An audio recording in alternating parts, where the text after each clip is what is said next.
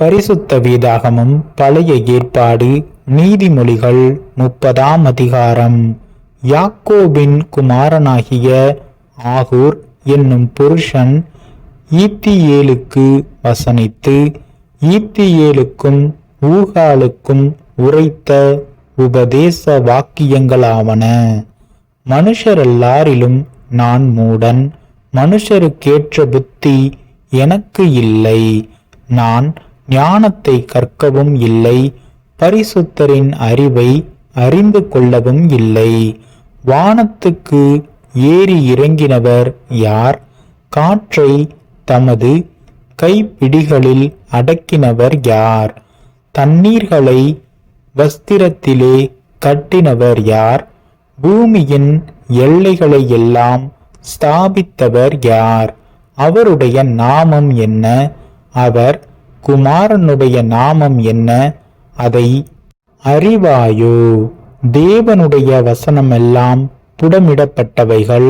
தம்மை அண்டிக் கொள்ளுகிறவர்களுக்கு அவர் கேடகமானவர். அவருடைய வசனங்களோடு ஒன்றையும் கூட்டாதே, கூட்டினால் அவர் உன்னை கடிந்து கொள்வார், நீ பொய்யனாவாய்.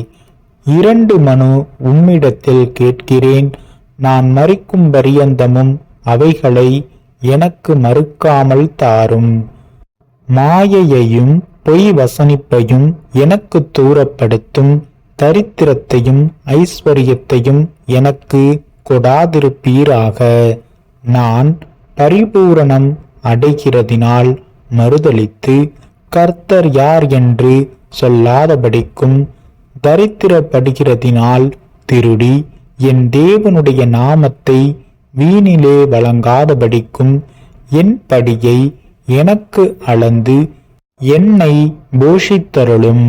எஜமானிடத்தில் அவனுடைய வேலைக்காரன் மேல் குற்றம் சுமத்தாதே, அவன் உன்னை சபிப்பான், நீ குற்றவாளியாக காணப்படுவாய்.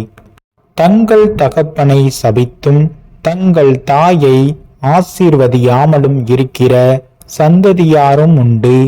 தாங்கள் அழுக்கற கழுவப்படாமலிருந்தும் தங்கள் பார்வைக்கு சுத்தமாக தோன்றுகிற சந்ததியாரும் உண்டு. வேறொரு சந்ததியாரும் உண்டு. அவர்கள் கண்கள் எத்தனை மேட்டிமையும் அவர்கள் இமைகள் எத்தனை நெரிப்புமானவைகள். தேசத்தில் சிறுமையானவர்களையும் மனுஷரில் எளிமையானவர்களையும் பட்சிப்பதற்கு கட்கங்களையொத்த பற்களையும் கத்திகளையொத்த கடவாய்ப்பற்களையும் உடைய சந்ததியாரும் உண்டு. தா தா என்கிற 2 குமாரத்திகள் அட்டைக்கு உண்டு. திருப்தி அடையாத 3 உண்டு. போதும் என்று சொல்லாத 4 உண்டு. அவையாவன பாதாளமும் மலட்டு கர்ப்பமும் தண்ணீரால் திருப்தி அடையாத நிலமும் போதும் என்று சொல்லாத அக்கினியுமே. தகப்பனை பரியாசம் பண்ணி தாயின் கட்டளையை அசட்டை பண்ணுகிற கண்ணை நதியின் காகங்கள் பிடுங்கும், கழுகின் குஞ்சுகள் தின்னும். எனக்கு மிகவும் ஆச்சரியமானவைகள் 3 உண்டு. என் புத்தி கெட்டாதவைகள் 4 உண்டு. அவையாவன ஆகாயத்தில் கழுகினுடைய வழியும், கண்மலையின் மேல் பாம்பினுடைய வழியும், நடுக்கடலில் கப்பலினுடைய வழியும், ஒரு கன்னிகையை நாடிய மனுஷனுடைய வழியுமே. அப்படியே விபச்சார ஸ்திரீயினுடைய வழியும் இருக்கிறது. அவள் தின்று தன் வாயை துடைத்து, நான் ஒரு பாவமும் செய்யவில்லை என்பாள். 3 நிமித்தம் பூமி சஞ்சலப்படுகிறது, 4 அது தாங்க மாட்டாது.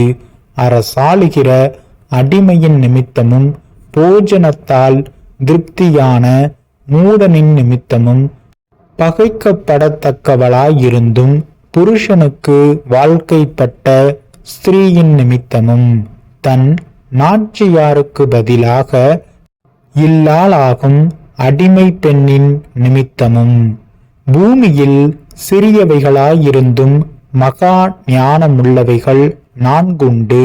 அவையாவன: அற்பமான ஜந்துவாயிருந்தும் கோடை காலத்திலே தங்கள் ஆகாரத்தை சம்பாதிக்கிற எறும்பும், சத்துவமற்ற ஜந்துவாயிருந்தும் தங்கள் வீட்டை கண்மலையிலே தோண்டி வைக்கும் குழிமுசல்களும், ராஜா இல்லாதிருந்தும் பவுஞ்சு பவுஞ்சாய் புறப்படுகிற வெட்டுக்கிளிகளும், தன் கையினால் வலையை பின்னி அரசர் அரண்மனைகளில் இருக்கிற சிலந்தி பூச்சியுமே. வினோதமாய் அடி வைத்து நடக்கிறவைகள் 3 உண்டு. வினோதமாய் நடையுள்ளவைகள் 4 உண்டு. அவையாவன: மிருகங்களில் சௌரியமானதும் ஒன்றுக்கும் பின்னிடையாததுமாகிய சிங்கமும், போர்க்குதிரையும் வெள்ளாட்டுக்கடாவும், ஒருவரும் எதிர்க்கக்கூடாத ராஜாவுமே.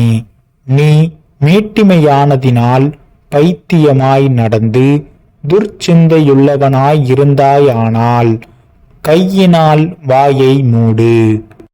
பாலை கடைதல் வெண்மையை பிறப்பிக்கும், மூக்கை பிசைதல் இரத்தத்தை பிறப்பிக்கும். அப்படியே கோபத்தை கிண்டி விடுதல் சண்டையை பிறப்பிக்கும்.